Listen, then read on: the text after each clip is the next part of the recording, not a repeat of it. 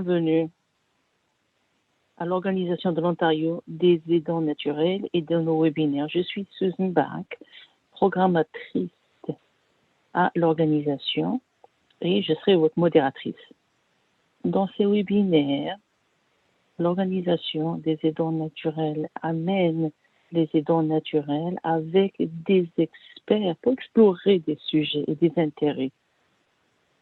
On fait ceci pour soutenir et engager les membres, les amis qui prennent soin de quelqu'un. Aujourd'hui, nous allons parler comment on peut prendre soin émotionnellement et pratiquement pour des urgences. On va offrir des conseils comment naviguer le sujet de planification d'urgence pour aidants naturels. Notez que on présente cette présentation en français dans une autre chaîne. Notre webinaire est disponible en français. Bienvenue. Je demanderai à notre présentateur, Sam Miller, de se joindre à nous. Sam Miller est un psychothérapeute autorisé et détient une vaste expérience en intervention et en traitement d'un traumatisme, ainsi que dans le contexte de programmes touchant le bien-être. Monsieur Miller possède un diplôme au premier cycle en psychologie, une maîtrise en art en psychologie éducationnelle de l'université McGill. Il travaille avec une variété de clients à l'échelle privée et aussi dans beaucoup de lieux de travail.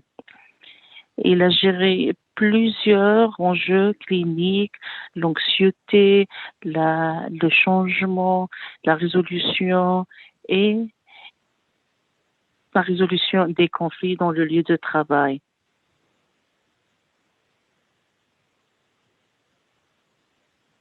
Bienvenue, Sam. Merci d'être ici avec nous. Nous sommes très intéressés à voir ce que vous allez nous dire concernant la planification d'urgence. Merci, Susan. Merci pour l'opportunité. Merci à l'organisation de me permettre de faire partie de vos initiatives d'éducation. Et comme aidant naturel moi-même, la valeur de ce type d'initiative d'éducation et de soutien est beaucoup de valeur. Comme Suzanne l'a mentionné, nous allons faire notre présentation sur 2 jours. Aujourd'hui et une deuxième partie au mois de mars. Notre ordre du jour. On va parler de la psychologie d'une urgence. Et pour parler dans plus de détails à la deuxième présentation, on va parler de certaines particularités. Nous aurons des opportunités pour les questions-réponses et aussi plusieurs des questions on va finir avec une transition vers la deuxième partie.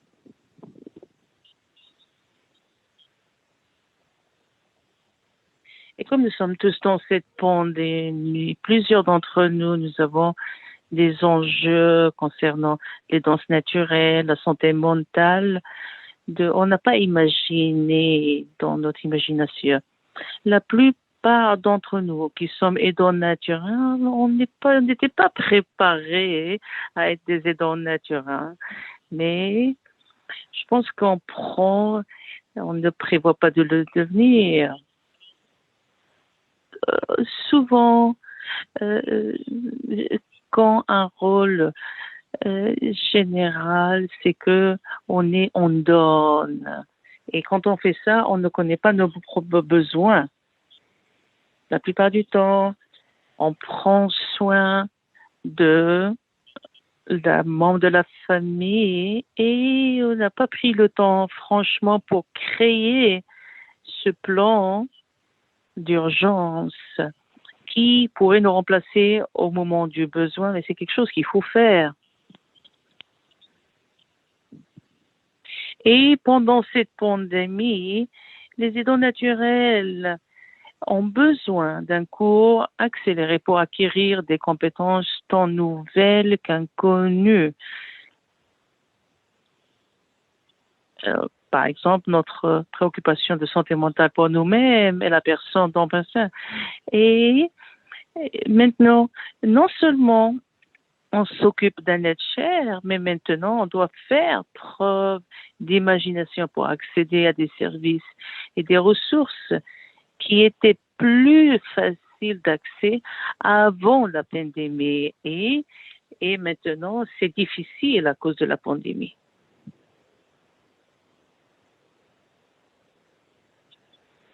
Si vous êtes un aidant naturel, ces enjeux vont être difficiles pour vous. Il est important que vous ayez un plan d'urgence pour les imprévus dans vos propres situations, parce que quelque chose de grave pourrait survenir, vous rendant inapte à fournir des soins. Et de plus, ce plan d'urgence doit comprendre les changements imprévus de l'état de la personne dont on s'en occupe, dont vous vous occupez. La recherche a montré qu'après des catastrophes communautaires, les fardeaux en matière de santé mentale sont importants et ils ont des répercussions considérables sur les personnes et les familles. Si je suis dans un rôle d'aidant naturel en tant que parent, par exemple, dans un cas d'urgence, mes besoins en santé mentale sont plus des degrés élevés, par exemple, la dépression, l'anxiété. Et la recherche a été faite aussi en santé mentale, spécifiquement pour les aidants naturels. Il y a beaucoup de recherches. Donc d'abord, il faut avoir plus d'informations, plus de soutien en éducation, et spécialement pendant la pandémie. Ces ressources ne sont pas forcément disponibles pour nous aider comme aidants naturels de gérer notre santé mentale durant la crise et de soutenir, de supporter notre membre de la famille. C'est pas quelque chose qu'on a imaginé de devoir faire, où on est en position si on pense à la santé mentale. L'organisation de l'Ontario a fait un sondage, ça s'appelle l'édition Spotlight de la COVID-19, et ils ont trouvé des choses intéressantes. Une des choses qui sont sorties de ce rapport, c'est qu'il y a un besoin pour comprendre comment est-ce que les urgences et les traumatismes et le besoin pour une meilleure planification. Le temps, au moment, le plus d'informations qu'on a, le plus de contrôle, parce que le traumatisme, ce que fait le traumatisme contre les urgences, ça nous donne un sentiment de perte de contrôle. Dans cette plein feu sur les aidants naturels édition COVID-19%, pour les aidants naturels, 54% sont d'avis que depuis le début de la pandémie de COVID-19, il est plus difficile de gérer les responsabilités en matière d'aidance naturelle.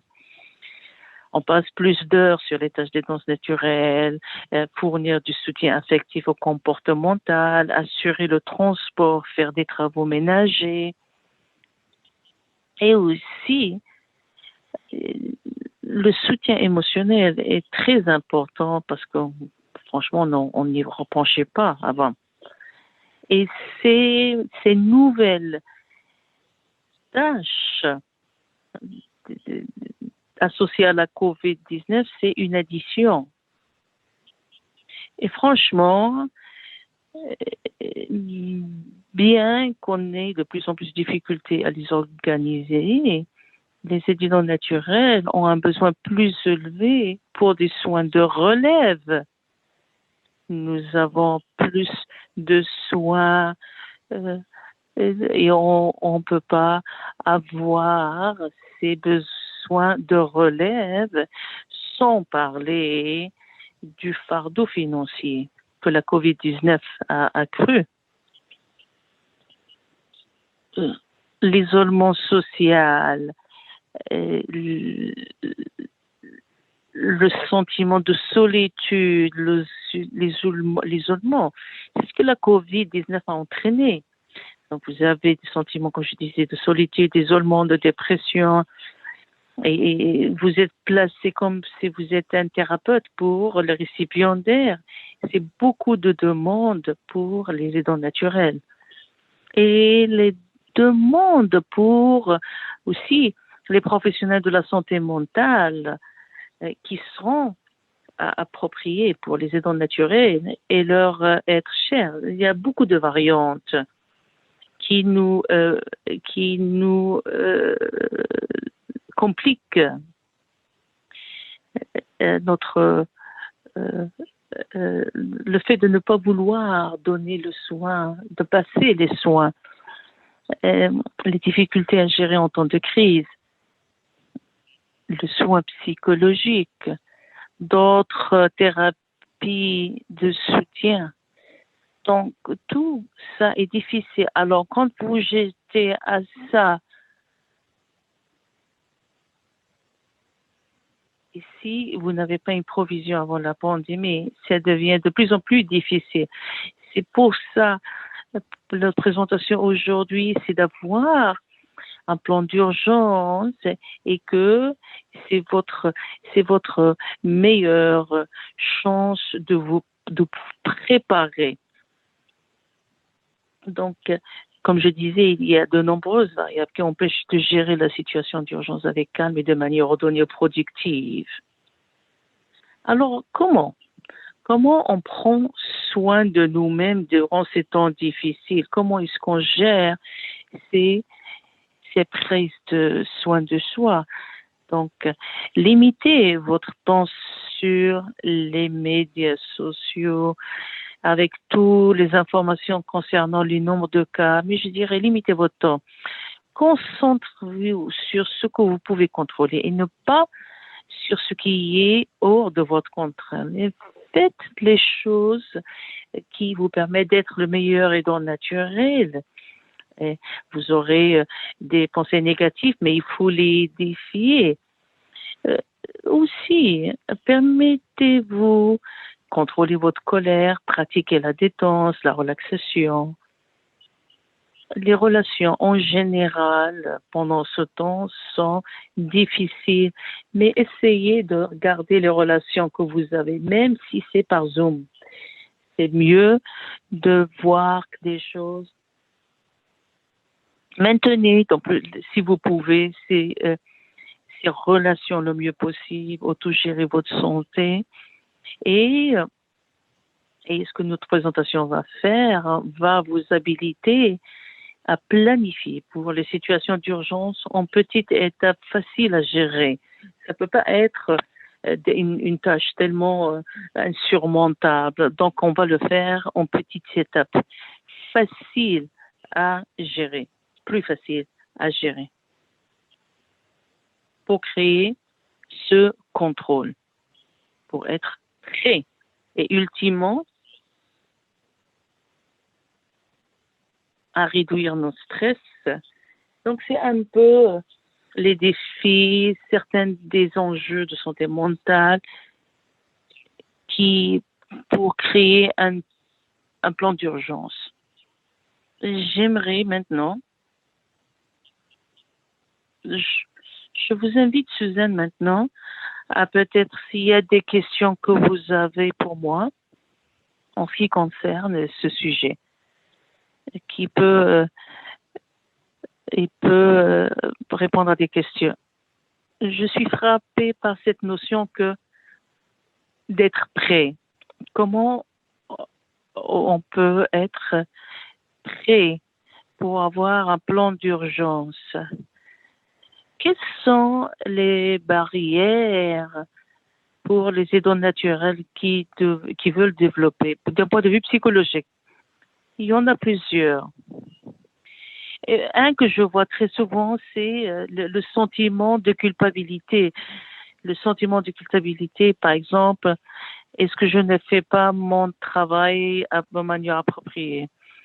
Si on prend soin d'un proche, est-ce qu'on est en train de laisser tomber notre rôle? C'est la barrière de penser que je ne suis pas le meilleur et dans le naturel. Ce type de pensées peuvent empêcher les gens de planifier à d'autres parce qu'ils veulent pas de sentir ce sentiment de ne pas être le meilleur. Et on est des personnes d'habitude et le plan d'urgence, c'est la chose la plus difficile.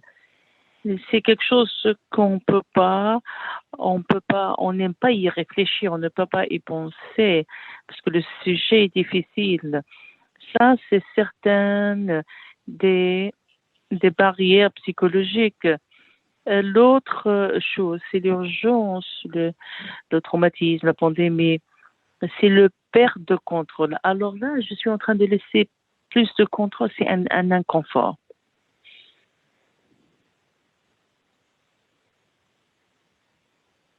Le sentiment de culpabilité parce que vous pensez que vous ne faites pas assez pour la personne et c'est la nature humaine d'être résistant au changement et de reconnaître que le plan d'urgence est dans la supposition qu'il y a quelque chose qui peut changer et le sentiment de perte de contrôle.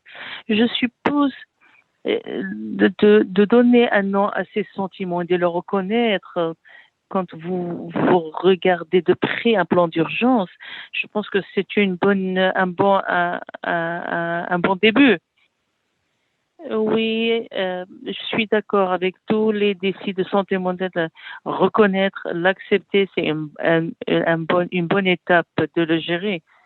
Est-ce que les aidants naturels vont se rendre compte qu'une fois qu'ils ont dépassé ça, c'est de faire ce plan, de créer ce plan d'urgence et en fait va leur donner beaucoup de contrôle.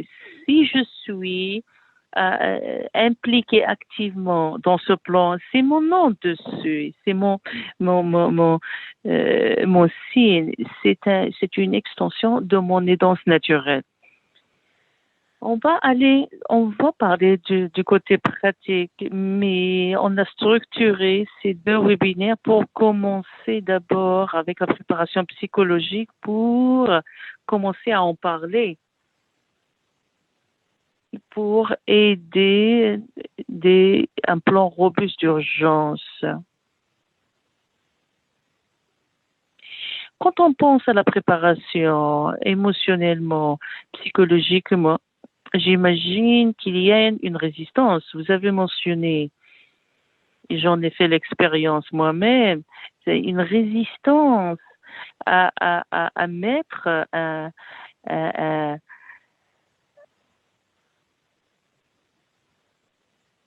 un héritage parce que est-ce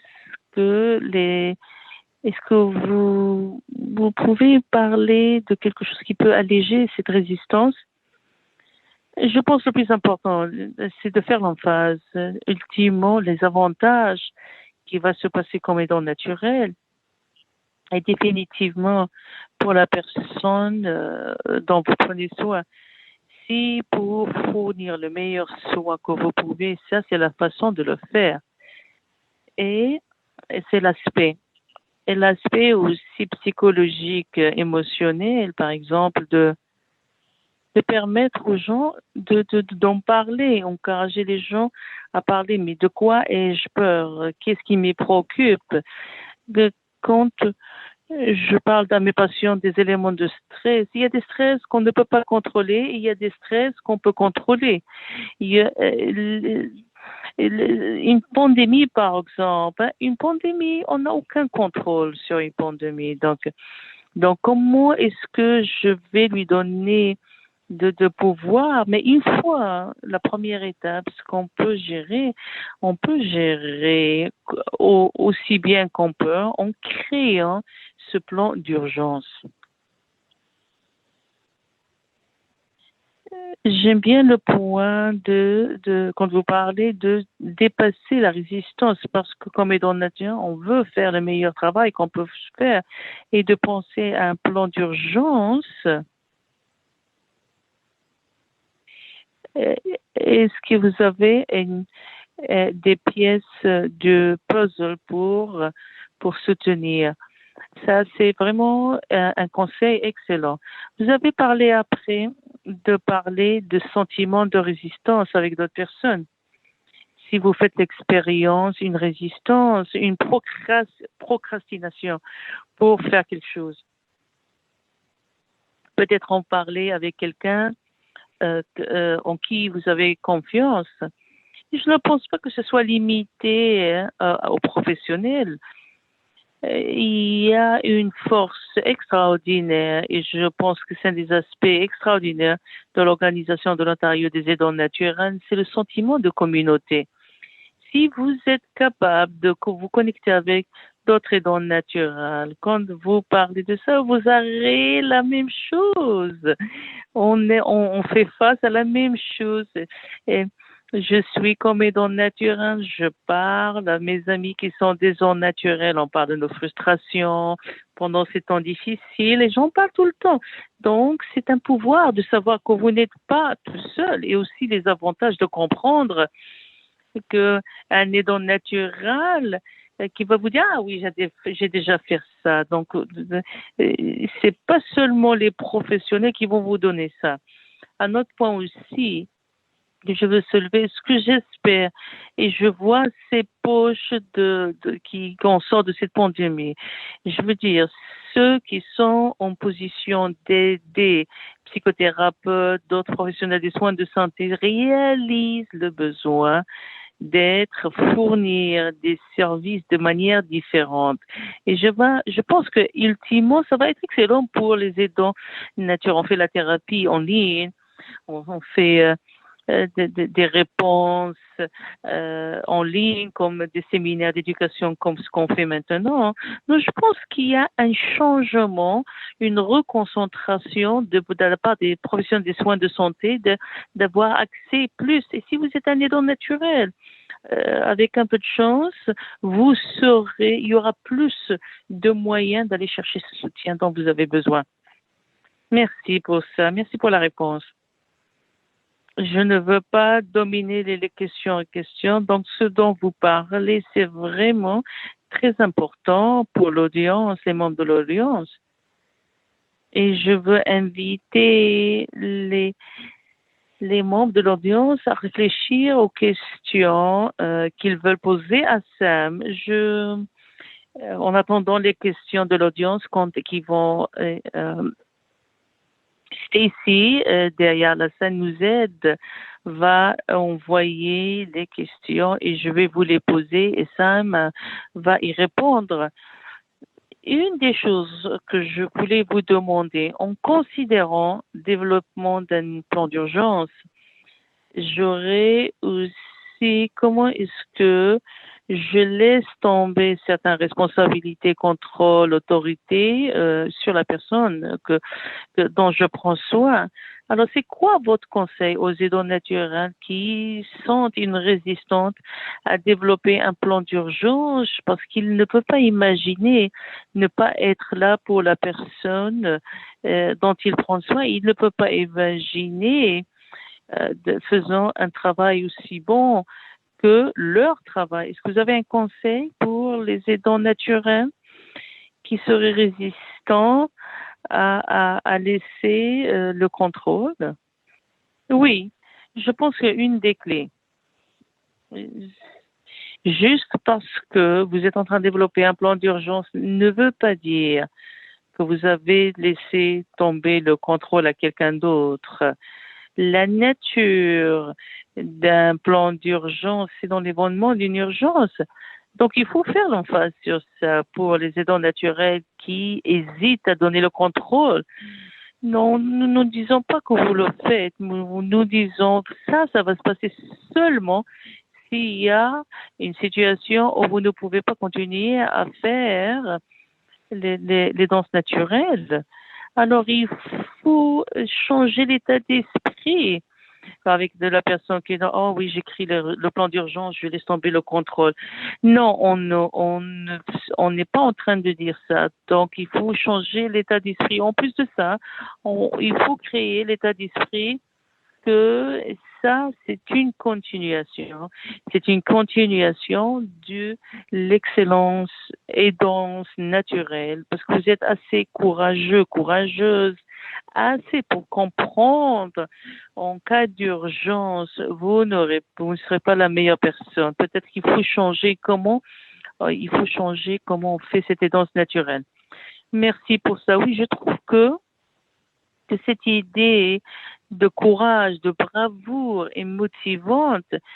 Si je peux réfléchir à un plan d'urgence pour surpasser ma résistance comme un acte de courage et de bravoure, ça m'aide à me sentir mieux.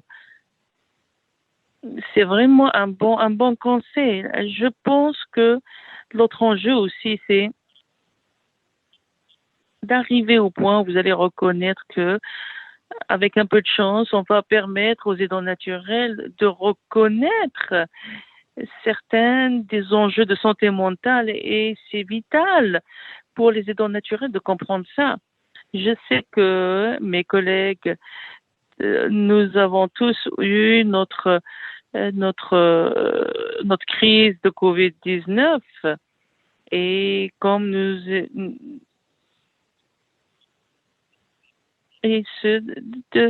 d'avoir un plan d'urgence, c'est pour s'assurer qu'on fait du money. On les encourage aussi en faisant partie de reconnaître leurs défis et leur aidance pour soi-même. J'ai une question concernant quand on parle aux autres qui fournissent des soins. Vous savez, j'ai des frères, sœurs, des voisins, voisines qui fournissent du soutien et des soins pour ma mère. Et si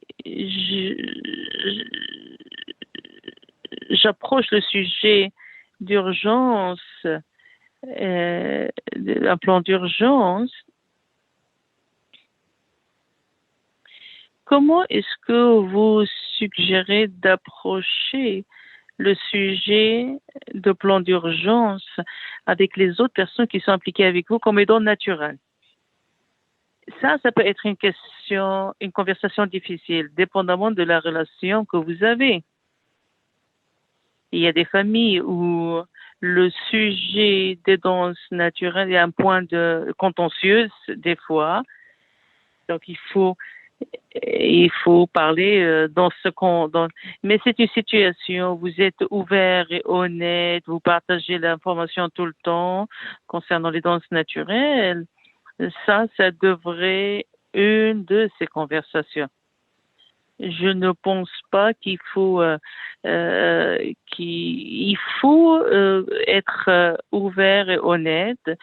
Comme vous, en tant qu'aidant naturel, vous avez besoin de reconnaître et vous allez passer le message aux autres.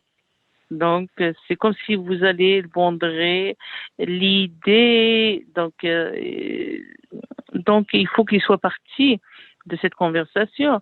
Et encore une fois, dépendamment de la dynamique de leur implication dans ce plan d'urgence, je recommande l'implication autant que possible des parties au lieu d'avoir la planification et vous dire, ah, voilà ce que nous avons dit. Ayez des discussions parce que vous aurez, pourquoi je n'ai pas été impliquée. Donc, essayez d'avoir les conversations très tôt et une conversation ouverte pour que tout le monde soit impliqué, se sente qu'ils étaient impliqués. C'est comme vous parlez d'une approche collaborative. Oui. Et encore une fois, ce développement, les danses naturelles, quand il y a de la famille, n'est pas pareil. Il y aura des gens qui sont très impliqués, l'autre qui sont moins impliqués. Donc, vous vous assurez de demander de l'aide. Peut-être vous l'aurez, peut-être vous l'aurez pas. Mais aussi important de réaliser qu'une partie de ces plans d'urgence, c'est que eux, ils vont prendre le relais pour vous. Donc, cette conversation est très importante. Est-ce que serait juste de dire qu'une première étape, un premier pas, hein, vous devez réfléchir à homme aidant naturel, à votre réaction pour un plan d'urgence et de réfléchir comment est-ce que les autres, en se basant sur comment est-ce qu'on va réagir quand vous approchez dessus. Donc, une première étape, comment je me sens par rapport à ça. Et la prochaine étape, c'est approcher les autres de manière informée pour que vous les rameniez à la conversation. Est-ce que vous pensez que c'est une étape pour naviguer les émotions de l'urgence? Je pense qu'il est très important. Si vous êtes et il faut vendre cette idée à tout le monde pour vous dire la vérité. Et si vous êtes la personne, si vous n'êtes pas arrivé à ce point où vous... donc, vous devez avoir cette acceptation de votre part, d'être aussi enthousiaste comme informé. La réalité, c'est que si je suis pas emballée, alors peut-être je fais pas la recherche, peut-être je ne fais pas un travail en profondeur. Merci. Merci, Sam. J'ai une dernière question et après ce que je vais proposer, on va le sondage avec les questions que vous avez pour l'audience. Et une fois qu'on résume les résultats de ce sondage, peut-être comme ça vous savez à qui vous êtes en train de parler. On va lire les questions qui nous sont posées par les participants. La dernière question, vous avez parlé de l'impact de la COVID-19 sur les réalités de jour au jour. Est-ce que vous avez d'autres observations concernant l'impact, particulièrement en ce qui concerne le développement d'un plan d'urgence ou de mettre en œuvre un plan d'urgence? Je pense qu'un des impacts de la COVID-19 qu'il y a eu sur les aidants naturels, mais sur tout le monde, quand on planifie, la dynamique de cette maladie change au jour le jour. Il y a ce défi pourquoi le faire maintenant si je dois le changer demain? Ça devient un défi.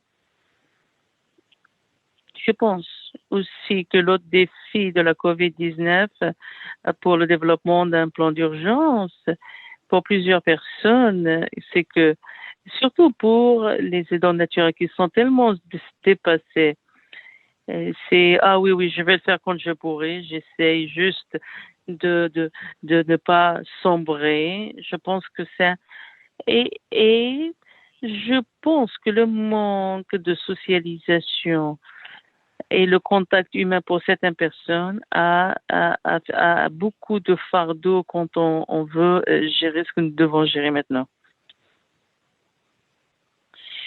Sam a développé des questions de sondage. Je vais le lancer maintenant parce que nous voulons en savoir un peu plus sur qui vous êtes.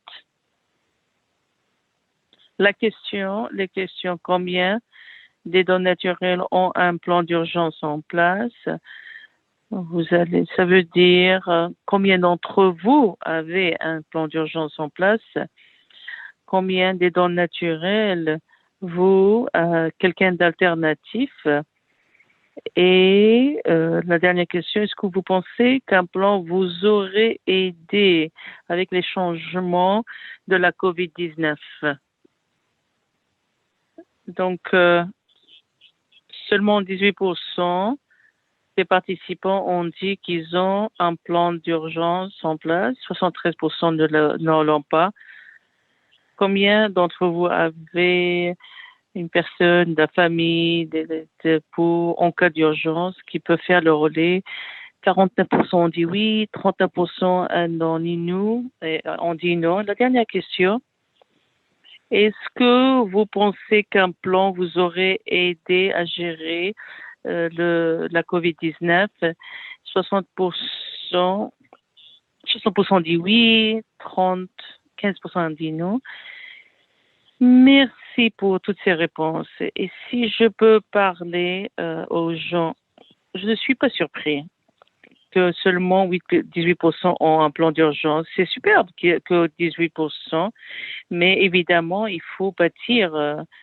Je vais aller à la question numéro 3, où 60% ont dit qu'ils ont senti que définitivement, il aurait fait la différence s'ils avaient un plan d'urgence pour gérer la COVID. Je vais maintenant vous parler de la deuxième question, qui est superbe. La réponse est que 49% d'entre vous avez dit que vous avez une personne qui peut prendre le relais si le besoin est là. Et je vais vous dire, oui, on a commencé le plan d'urgence. Vous avez déjà créé une personne qui va aider en cas d'urgence. Vous reconnaissez déjà qu'il y a quelqu'un qui va prendre le relais si le besoin est là. Donc ça, c'est une ouverture pour vous amener à l'état d'esprit en disant « Ah oui, il faut que j'étonne ». C'est de bonnes réponses. Merci d'avoir partagé les résultats avec moi. Je veux renforcer on a ce sondage dans la partie francophone avec les mêmes résultats. Je vais parler un peu plus de détails et de poser la question pour la deuxième partie. La deuxième partie va être plus pratique pour créer un plan d'urgence. Mais ce que je veux que pour les gens qui vont revenir pour la deuxième partie, je veux voir cette liste d'informations autour de la personne en ce qui concerne le plan d'urgence. Ça, c'est une liste de choses à laquelle il faut réfléchir. Pas seulement les préoccupations physiques, mais la santé mentale. Qu'est-ce qu'il y a, les préoccupations en matière de routine quotidienne, comme le plan de santé, parce que des fois, au milieu de cette urgence, au milieu de la crise, c'est notre réponse émotionnelle qui dicte nos réponses. Et nous n'avons pas nécessairement de réfléchir, le numéro de carte de santé, et est-ce que tu as la carte de santé? Donc, ces questions, des domaines de préoccupation où il faut y réfléchir de manière relaxe, au lieu que ce soit dans le chaos de l'urgence. Je veux que vous réfléchissiez certaines des choses à laquelle il faut réfléchir pour préparer. Et dans notre présentation, le 18, on va aller plus dans le détail. Quelqu'un a posé la question concernant les gabarits. Je vous dirais, ils sont disponibles, mais ma précaution que je peux vous dire, que c'est des fois, ils ne sont pas aussi détaillés comme ils doivent. Et les gens, des fois, ne font pas assez d'investigation et de travail comme ça devrait l'être. Et il suffit à juste remplir on va en parler de toute façon quand on va se rencontrer la prochaine fois. Merci Sam Miller, merci infiniment au nom de l'Organisation de l'Ontario des aides naturelles. Merci Sam, c'est une super présentation, merci. Et je veux vous remercier tous et toutes qui avaient été parmi nous. Merci, passez une excellente journée. Merci.